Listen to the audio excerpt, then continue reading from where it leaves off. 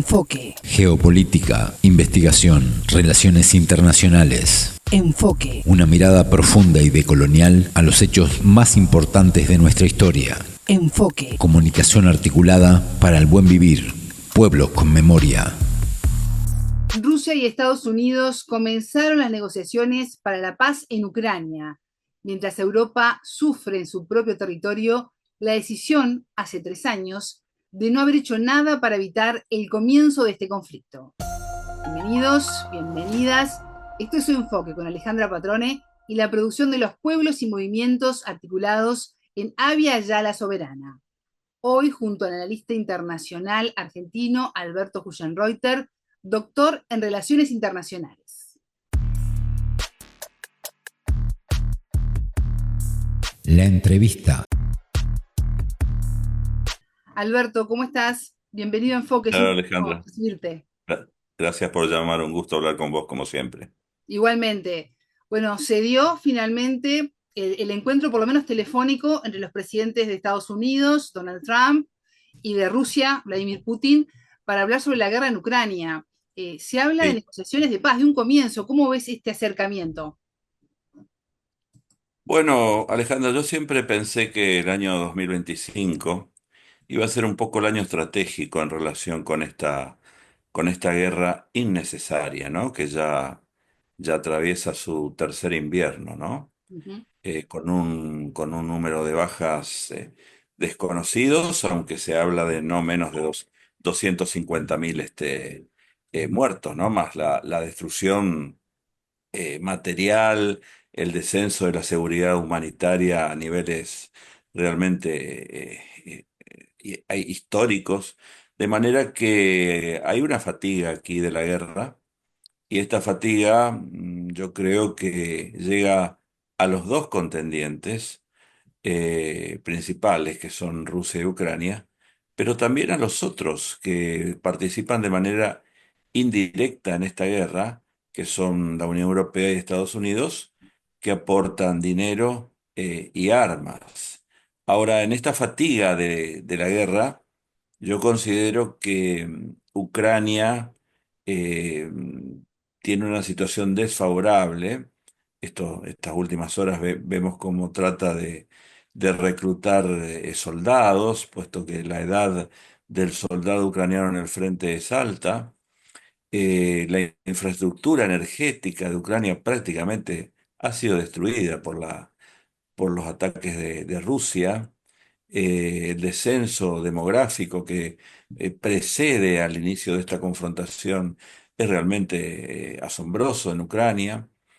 Y yo creo que Ucrania finalmente sabe que se le vienen tiempos en que se va a recortar la ayuda, principalmente de Estados Unidos, ¿no? Con un mandatario republicano, y subrayo esto de republicano, ¿no? Porque siempre hubo una idea en relación con que los demócratas tienden a cerrar conflictos y los republicanos a abrirlos.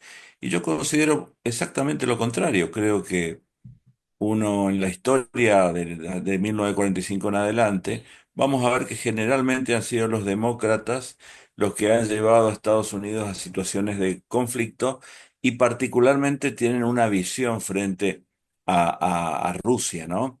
Uh-huh. Ven a Rusia como un actor geopolíticamente revisionista, que nunca va a detener su marcha en materia de expansionismo, etcétera. Y los republicanos, más bien yo diría que tienden a cerrar conflictos. Actualmente estamos con un presidente republicano, y creo yo que hay un margen importante para poner fin a esta guerra innecesaria, en la que yo considero que la única salida posible, la única negociación posible, se va a basar en un sacrificio geopolítico por parte de Ucrania, que desde mi enfoque es el que innecesariamente ha retado al actor fuerte de la región, que es Rusia, con ayuda de Occidente. De manera que lo que para mí pasó aquí es que había muchas posibilidades para no caer en esta guerra, y lo que yo denomino doctrina Zelensky, esto es colocar la proa de Ucrania hacia las estructuras de la OTAN, dejando de lado todas otras alternativas, fue la que llevó finalmente a Rusia a intervenir en Ucrania, puesto que protohistóricamente, y esto es importante que se comprenda, y va a pasar con cualquier actor preeminente, pero en el caso de Rusia, que a veces yo noto que siente cierta inseguridad como consecuencia de que la historia la ha llevado a enfrentar poderes que se acercaron a sus fronteras. En el siglo XX sufrió dos veces la invasión de la potencia terrestre de Alemania, y ahora, durante este último cuarto de siglo, diría yo, la aproximación de la OTAN. De manera que para mí han fracasado algunas experiencias de política internacional. Por ejemplo, nunca hay que dejar a un actor no prominente o preeminente que establezca preferencias estratégicas. En este caso, deliberadamente o no, se dejó a Ucrania que estableciera una preferencia estratégica de marchar hacia la OTAN. La OTAN no cerró las puertas, pero tampoco admitió a Ucrania. Y esto hizo que Rusia reaccionara como siempre lo va a hacer, desde un punto de vista de lo que en Rusia denominan contraofensiva defensiva. Mm. Alberto, mientras escuchaba, pensaba que el secretario del Tesoro de Estados Unidos estuvo reunido con el presidente de Ucrania, Zelensky, ¿no? Al Sí. mismo tiempo que Trump hablaba con Putin, para discutir un posible acuerdo para que Ucrania le venda minerales de tierras raras a Estados Unidos a cambio de su apoyo militar en esta guerra contra Rusia. ¿Y cómo se entiende esto, no? Que por un lado se intente negociar la paz por parte del mandatario y por el otro una alta autoridad del gobierno esté negociando con Zelensky la posibilidad de venderles más armas para la guerra. Bueno, en las guerras siempre los ganadores son las corporaciones de defensa industriales, ¿no? En esta guerra los que más han ganado han sido los vendedores de armas, tanto de Occidente como de Estados Unidos. Han hecho su verano, diría yo, puesto que han nutrido de armas a Ucrania, pero también han generado una situación de inestabilidad local, regional, continental e incluso de naturaleza mundial, puesto que hay inestabilidad en el mundo, por ejemplo, en el circuito geoeconómico, como consecuencia de esta guerra.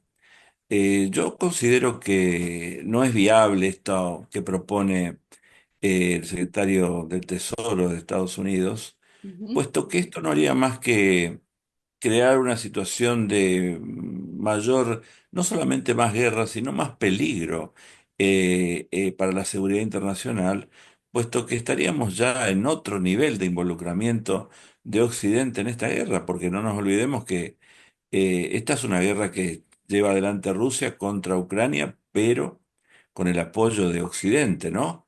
De manera que es una guerra donde el nivel estratégico, es decir, la relación entre Rusia y Occidente, se ha acercado a nivel táctico de la guerra, el de Ucrania y Rusia. Y esto es muy peligroso porque yo siempre digo, recordando lo que decía el general MacArthur, que no es sustituto para la victoria aquí para Rusia. Rusia, es casi imposible que Rusia realmente sea derrotado en esta guerra, entendiendo derrotado que sea expulsada las fuerzas rusas del este de Ucrania y del sur e incluso de Crimea. Esto es un escenario que prácticamente ningún tanque de idea en el mundo lo plantea. Lo que plantean, los escenarios que se plantean son una situación donde Rusia ha logrado ganancias de poder en el este y el sur de Ucrania, continúa avanzando, no es una guerra fija en este momento, y yo creo que Ucrania enfrenta problemas en los dos frentes, tanto en la región de Kursk, dentro del territorio de la Federación Rusa, como en el este y en el sur de Ucrania, de manera que continuar la guerra sobre la base de una transacción meramente económica y de recursos me parece que es continuar con una situación donde los contendientes ya están agotados, pero cuidado que hay determinados, yo diría situaciones peligrosas que podrían precipitar la guerra hacia escenarios que nadie absolutamente quiere, ¿no es cierto? De manera que yo por lo menos no veo viable la continuidad de la guerra. Creo que se ha llegado a un punto donde va a haber un cese y va a haber negociaciones, va a ser muy complejo el proceso, va a ser muy complejo y va a ser muy difícil también en la posguerra, ¿no? En Ujú. el sentido de que van a quedar heridas muy abiertas, no solamente entre Ucrania y Rusia, puesto que reparar estas heridas va a llevar realmente, para mí, docenas de años, ¿no? De años. Y también van a quedar heridas para el sistema de seguridad internacional, puesto que si vos mirás la cortina de armas que se ha creado desde el norte de Finlandia hasta las costas de Turquía en el Mar Negro, allí tenemos una de las fronteras más herméticas y armadas del mundo. Y esto va a ser muy difícil realmente restaurar, o sea, establecer reglas de confianza va a ser muy difícil, ¿no? Y por último diría que con la continuidad de la guerra, ya no termina de no siendo conveniente para nadie, puesto que afecta el funcionamiento de la economía mundial y los países están interesados en que la economía del mundo funcione bien, puesto que no hay orden mundial, pero el comercio internacional es un poco un sucedáneo del orden mundial. China, por ejemplo, no es un actor que está interesada en que la guerra continúe, puesto que la continuación de la guerra puede llevar a China a recibir más sanciones, ¿no? De manera que no veo viable la continuidad de la guerra porque podría ser más inconveniente geopolíticamente para Ucrania y peligroso, yo diría, para el nivel estratégico global. Ujú. Alberto, leía más temprano declaraciones del presidente de Estados Unidos, Donald Trump, considerando que Rusia quiere la paz, que notó eso durante la conversación con el mandatario ruso, y que no sería práctico, ese fue el término que utilizó, no sería práctico que Ucrania sea miembro de la OTAN. Vamos a recordar que este era uno de los principales objetivos de Zelensky. Sí. ¿Considerás que de alguna manera Estados Unidos le soltó la mano a Zelensky bajo este liderazgo republicano que tú mencionabas al principio de la entrevista? Yo diría que no sé si utilizarle soltó la mano, creo que hay una visión relativa con poner fin a esta guerra en Washington. Sí. Yo diría también que hay mensajes a Europa, ¿no? Porque desde mi punto de vista, Europa tiene un nivel de responsabilidad o irresponsabilidad bastante alta en esta guerra porque esta guerra ocurre en territorio de Europa. Y por lo tanto, Europa, que se precia de ser una potencia institucional, siempre digo que la experiencia no respalda a las potencias institucionales, las potencias son completas, cabales o no lo son. Pero Europa tiene un activo importante y es la diplomacia. Y sin embargo no ha hecho pesar la diplomacia antes del 24 de febrero de 2022 con una situación que tenía lugar en su territorio, ¿no es cierto? De manera que diría que Trump envía mensajes a Ucrania, pero también a Europa, ¿no?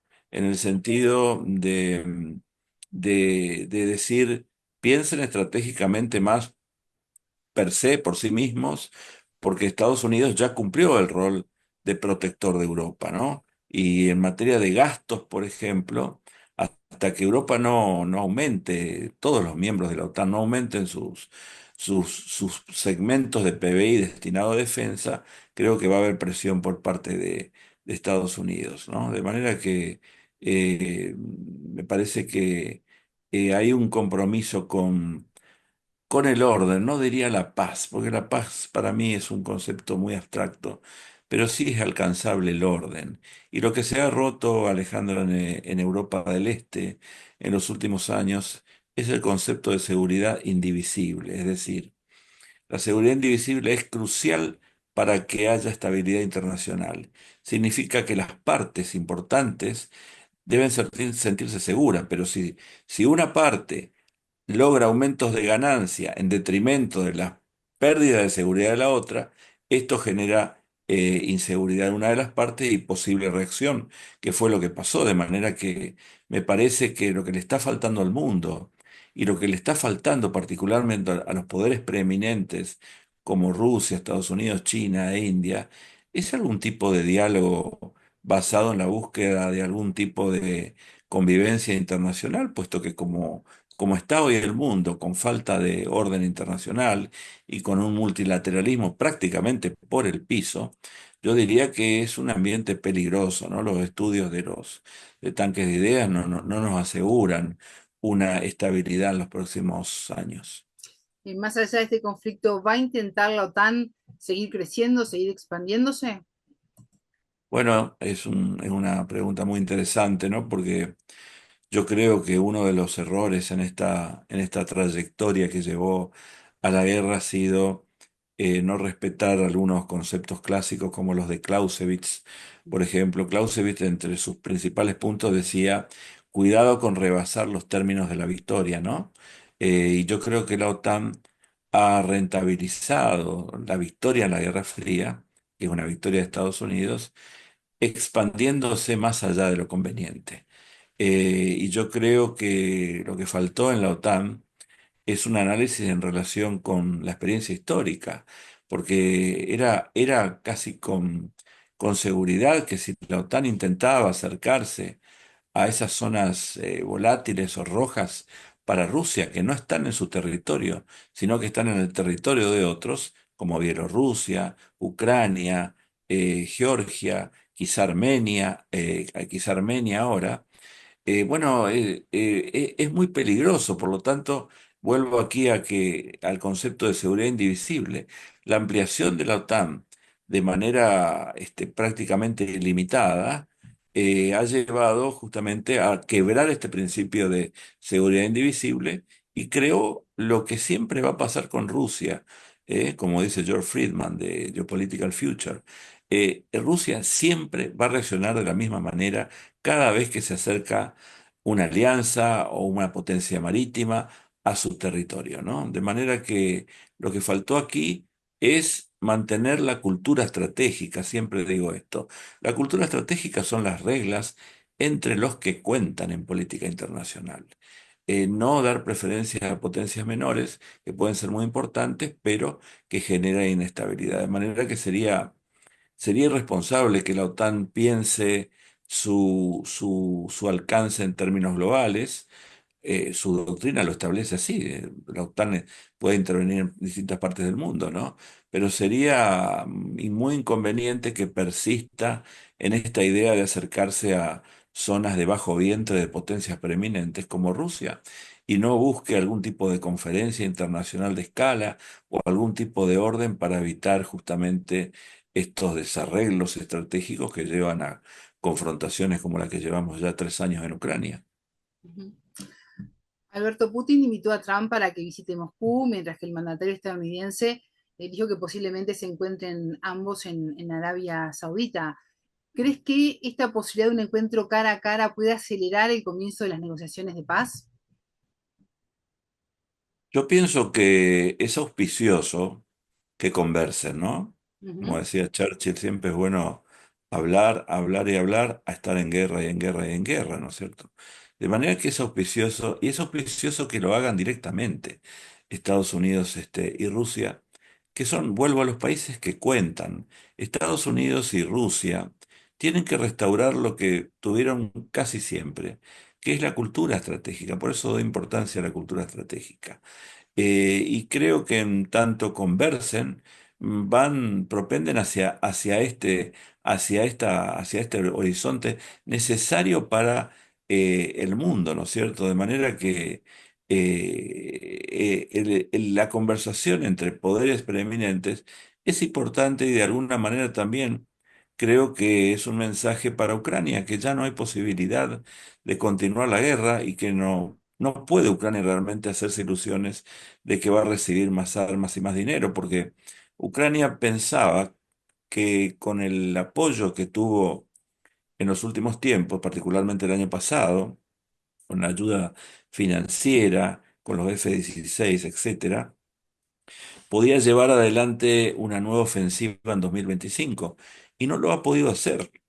E incluso el plan que tuvo en agosto pasado, que consistió en intervenir dentro de la región rusa de Kursk, tenía básicamente eh, uno o dos propósitos. El primero era pensar que efectivos de rusos establecidos en el este y el sur de Ucrania iban a ser trasladados a Kursk para enfrentar esa invasión de Ucrania a la región de Kursk. Y esto no pasó.